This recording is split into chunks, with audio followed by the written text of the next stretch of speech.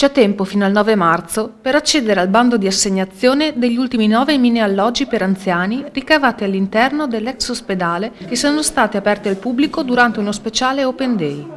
Un'opera importante non solo per la città di Lendinara ma per tutta la provincia, innovativa,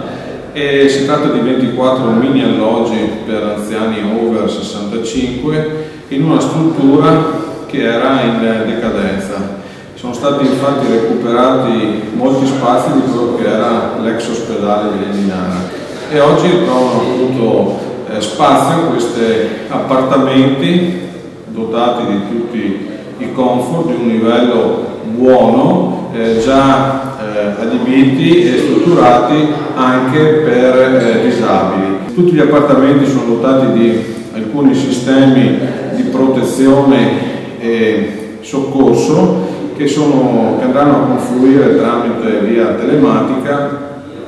presso la casa albergo, quindi sono anche appartamenti protetti e questo è il vero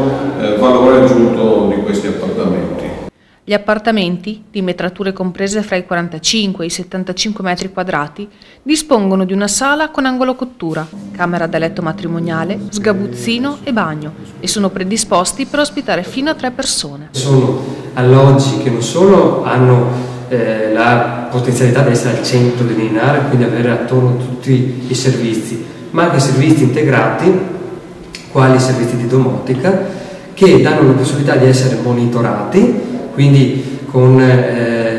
sistemi di antincendi, di antiallagamento e di visione qualora ci fossero delle persone estranee al suo interno, quindi di prevenire eventuali personaggi non conosciuti che entrano all'interno dei locali. Quindi gli anziani hanno tutta una serie di servizi per cui possono sentirsi protetti ed accuditi da tutta la comunità. Abbiamo da poco firmato il protocollo con la Casa Albergo, che può essere punto di riferimento di questo segnale che partono dai mini alloggi che arriva direttamente al computer remoto situato in Casa Albergo. La Casa Albergo avrà l'opportunità di ampliare i propri servizi, tipo i servizi di pasti a domicilio, di infermieristica, quindi col servizio ADI, quindi il servizio di assistenza domiciliare integrata, la possibilità di avere un servizio lavanderia, qualora volessero attuare anche queste possibilità, e niente, la possibilità di stare insieme a tanti loro coetanei. In ognuno dei 3 piani dello stabile sono stati ricavati spazi comuni che permetteranno agli inquilini di socializzare e dedicarsi ad attività ricreative, anche organizzate dalla Casa Albergo.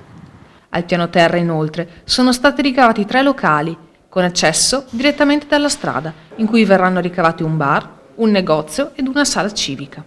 I 15 alloggi già completati e assegnati verranno consegnati ai rispettivi inquilini alla fine del mese di febbraio, in attesa che si chiuda il bando di assegnazione degli ultimi 9 e che tutti i mini alloggi vengano occupati dai proprietari.